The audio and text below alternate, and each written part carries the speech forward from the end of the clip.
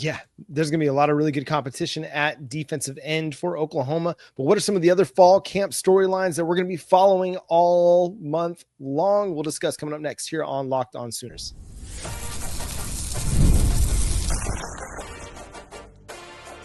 You are Locked On Sooners, your daily podcast on the Oklahoma Sooners. Part of the Locked On Podcast Network, your team every day. Once again, thanks for making Locked On Sooners your first listen every single day. Shout out to all the everydayers out there. Tune in and subscribe to the show wherever you get your podcasts. We're part of the Locked On Podcast Network, your team every day. We need a Locked On Golf. I don't know why we don't have that yet. Like that's another show that needs to get added down the road because, listen, I like to play some golf. I'm not great. If I can break 100, I'm feeling pretty good. I'm awful at it. I like to play, man. There's nothing like hitting that shot flush. Or sinking a nice putt. But anyway, so fall camp is getting started. We're not going to have as much golfing unless you're Hugh Freeze. You're going to keep your tee times going, I'm sure. But Jay, what's the biggest storyline for you as we get ready for fall camp, or the thing that you're going to be following the most throughout fall camp? What wide receiver is healthy and what wide receiver is going to take over the top spot? We have a plethora of not only veteran wide receivers that we're expecting breakouts from, like we've talked about Zion Kearney. We've talked about, Deion Burks. We're expecting him to have a big year. Then you're looking at all the transfers. We basically ushered out 6 and we brought back in 6. You got Jermichael Carter. You're adding that with, is Giovanni ready? Is Jayden Gibson going to be healthy? The list goes on. And so with us having so many options, there was a picture that was posted recently by the wide receiver room, and all of those dudes were out there, had their jerseys in hand, some of the shirts off or whatever. But you can see how big of a room it is. They look healthy. They look good. Now the question is, how cleared are they and how ready are they to take over? And so for me, that room is, I want to see what that room's going to look like going forward. You have a nice group of solid players, starting with Giovanni Gibson, Jayden Gibson, Keontez Lewis, Isaiah Satania, Zion Kearney, Ivan Carrion, Jermichael Carter. I mean, it's a deep group, 7 or 8 guys. It's just, you don't really have a clue outside of Deion Burks of who's going to be getting significant snaps. You can throw Jacob Jordan into the mix. I mean, he performed well when he got opportunities last year out of the slot.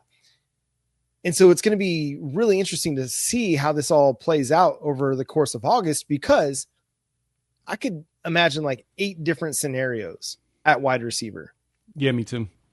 Because if Giovanni and Jayden Gibson aren't up to speed and 100% practicing by week 1, what does that mean for the group? Who could be starting on the outside? It could be a Zion Kearney and Keontez Lewis. It could be a Zion Kearney or Elijah Thomas. Like, let's not sleep on the true freshman, because he's been really, really impressive. John Mateer even talked him up at SEC Media Days and said he's done really great this offseason. So that's a fascinating storyline to follow, because any number of guys could step in and take a role and then go out there and produce. And we haven't really talked about Josiah Martin. The dude's a playmaker. When he gets the ball in his hands, he can make some plays. And so there's a really solid group of players. And I think the best thing that we've got going for you at Oklahoma right now is that you just have 2 guys that are working their way back from injury.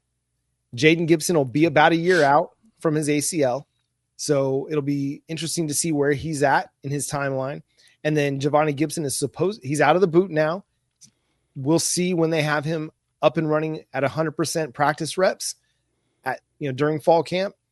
But beyond that, that's really it. Andrell Anthony, tore his ACL in October of 2023, and you were hoping to get him back for 2024 at any point, but he never really got back. Nick Anderson battled stuff all off season. Jayden Gibson was about the only healthy wide receiver of your significant core. Deion Burks was battling things, if I remember right, for much of the offseason as well. And then he got hurt during the season. So I think you're in a little bit better place, that even if you have to go to your redshirt freshmen or your sophomores, they're guys that have a little bit more experience than what you had last year. So that's a fascinating one. And I think just in general health, the first minor injury is going to have everybody freaking out. Well, here we go again. This is what we're going to deal with again. But it seems like they've made some significant changes to their training style. We talked with Robert Spears Jennings and other people as well, talked about how they've made adjustments to what they've done with their training schedule and their regimen. And it seems like it's benefited them. You're not hearing of many minor tweaks or, little minor soft tissue injuries that are keeping people out, hamstrings and things like that. So hopefully that's going to be for the benefit. And the Jonathan Gress addition from the New Orleans Saints, hopefully he brings some things that's going to help promote wellness and better recovery for Oklahoma so they can get guys back on the field faster. And that's kind of be the key thing. I want to see what the recovery plan, the rehab plan, how that looks and how that comes in. Like, I know that going into this year in fall camp, things are going to be a lot different in comparison to years past.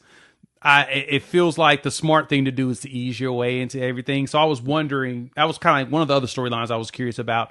Are they going to go full steam ahead and try to make sure that they're the most physical team in the SEC? Because you got to keep in mind, in order to be the most physical team, you got to practice as the most physical team. You practice the way you play. You play the way you practice. So you practice the way you play, you need to be practicing so you can be prepared to play. But the question is, do you want to ease your way into that and get and like ramp up? Because to me, that's the good thing of having a game like Illinois State. I know that there's these arguments out there in the world where people are a little perturbed, I guess you could say is the best way to say it, about the non-con schedules for a lot of these teams.